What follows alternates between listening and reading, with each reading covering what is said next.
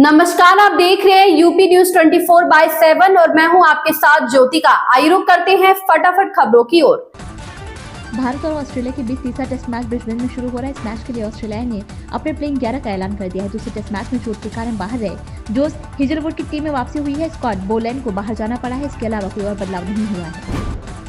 राजस्थान में कड़ाके की ठंड का दौर जारी है और फतेहपुर में पारा शून्य से नीचे पहुंच गया है। मौसम विभाग ने जानकारी दी है। मौसम केंद्र जयपुर के अनुसार पिछले 24 घंटे में राज्य में 1-2 स्थानों पर अत्यंत शीतलहर तथा कहीं कहीं शीतलहर दर्ज की गई। पश्चिम बंगाल के पूर्व शिक्षा मंत्री पार्थ चटर्जी को राज्य में कैश फॉर स्कूल जॉब घोटाले से जुड़े मनी लॉन्ड्रिंग मामले में सुप्रीम कोर्ट ने जमानत दे दिया। शीर्ष अदालत ने कहा कि निचली अदालत को 31 दिसंबर को पार्थ चटर्जी के खिलाफ आरोप तय करने पर फैसला करना चाहिए। विपक्षी दलों ने इलाहाबाद हाईकोर्ट के न्यायमूर्ति शेखर यादव के विवादास्पद बयान के लिए उनके खिलाफ महाअभियोग चलाने के लिए राज्यसभा में नोटिस दिया। सूत्रों के मुताबिक जस्टिस शेखर यादव के खिलाफ महाअभियोग के लिए राज्यसभा में दिए गए नोटिस पर 55 विपक्षी सांसदों ने हस्ताक्षर किए। भाजपा युवा मोर्चा के अध्यक्ष और बेंगलुरु दक्षिण से सांसद तेजस्वी सूर्या को बड़ी राहत मिली। कर्नाटक हाईकोर्ट ने भाजपा सांसद के खिलाफ दर्ज एफआईआर को खारिज कर दिया है। सूर्या पर हावेरी जिले में एक किसान की आत्महत्या के मामले में फर्जी खबर फैलाने का आरोप। गडकरी ने कड़े कानून और तमाम प्रयासों के बावजूद सड़क दुर्घटनाओं में बढ़ोतरी के लिए लोगों में कानून के प्रति डर और सम्मान का भाव कम होना बताया। योजना के तहत दुर्घटना पीड़ित को उपचार के लिए फौरी तौर पर 1.5 लाख रुपए तक की सहायता दी जाती है। रक्षा मंत्रालय ने 12 Sukhoi fighter jets Su-30 MKI खरीदने के लिए हिंदुस्तान एरोनॉटिक्स लिमिटेड HAL के साथ 13,500 करोड़ रुपए की डील की। इन फाइटर जेट को बनाने में 62.6% पार्ट्स इंडियन होंगे। इन्हें HAL के नासिक डिवीजन में बनाया जाएगा। विपक्षी सांसदों के साथ बहस करते हुए धनखड़ ने एक बार फिर कहा कि वे देश के लिए मरेंगे। धनखड़ ने खड़गे और अन्य कांग्रेस सांसदों से हाथ जोड़ते हुए कहा कि मैं एक किसान का बेटा हूं, मैं देश के लिए मर जाऊंगा। आधी आबादी को अपने हक में करने के लिए महाराष्ट्र में झारखंड के कामयाब फॉर्मूले को दिल्ली में अरविंद केजरीवाल ने भी आजमाया है। केजरीवाल ने भी दोनों राज्यों की तरह महिलाओं को 2100 रुपए देने का वादा किया है। इस दिशा में एक कदम बढ़ते हुए आपकी दिल्ली सरकार ने महिला सम्मान योजना को मंजूरी दे दी है।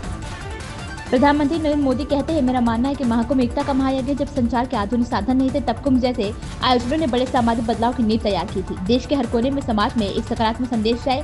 पिछली सरकारों ने कुंभ और धार्मिक यात्राओं पर ध्यान नहीं दिया। ऐसे आयोजनों में श्रद्धालु परेशान होते रहते हैं, लेकिन उस समय की सरकारों को इसकी कोई परवाह नहीं थी। इसका कारण ये था कि उन्हें भारतीय संस्कृति से कोई लगाव नहीं था। केंद्र और राज्य भारतीय संस्कृति का सम्मान करते, इसलिए डबल इंजन सरकार कुंभ में आने वाले श्रद्धालुओं को सुविधा प्रदान करना अपनी जिम्मेदारी समझती है।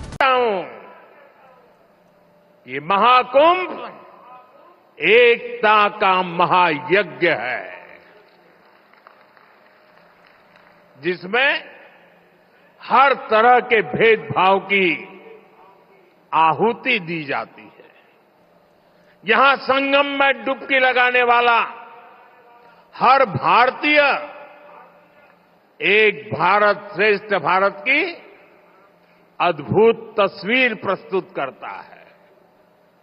साथियों, महाकुंभ की परंपरा का सबसे अहम पहलू ये है कि इस दौरान देश को दिशा मिलती है। कुंभ के दौरान संतों के वाद में, संवाद में, शास्त्रार्थ में, शास्त्रार्थ के अंदर देश के सामने मौजूद अहम विषयों पर, देश के सामने मौजूद चुनौतियों पर व्यापक चर्चा होती है और फिर संत जन मिलकर राष्ट्र के विचारों को एक नई ऊर्जा देते थे, नई राह भी दिखाते थे। संत महात्माओं ने देश से जुड़े कई महत्वपूर्ण निर्णय कुंभ जैसे आयोजन स्थल पर ही लिए हैं।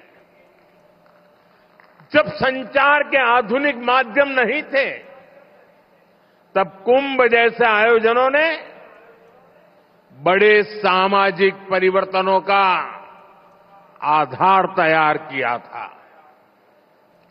कुंभ में संत और ज्ञानी लोग मिलकर समाज के सुख दुख की चर्चा करते थे, वर्तमान और भविष्य को लेकर चिंतन करते थे। आज भी कुंभ जैसे बड़े आयोजनों का महात्म्य वैसा ही है।